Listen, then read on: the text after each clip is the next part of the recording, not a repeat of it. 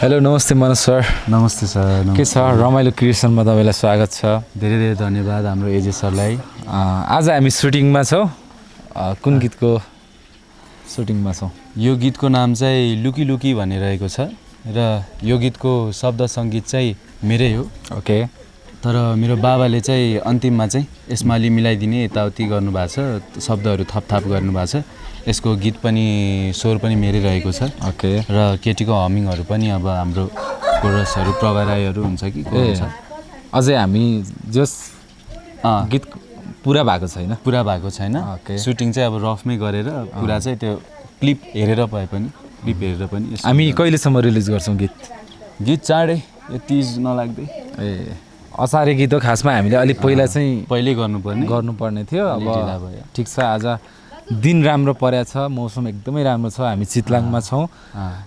पानी पर्ला जस्तो भएको छ, तर मेबी पर्दैन होला होइन।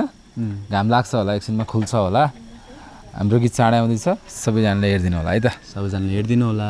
हेलो मिस, रमाइलो क्रिएसनमा स्वागत छ। धन्यवाद। आज हामी कहाँ छौँ? आज हामी चितलाङ। खास के को लागि? आज हामी हाम्रो मनोज साथीको लुकी लुकी म्युजिक भिडियो गर्दैछौँ। ओके। आज हामी चितलाङमा छौँ होइन, मौसम पनि राम्रो भएको छ।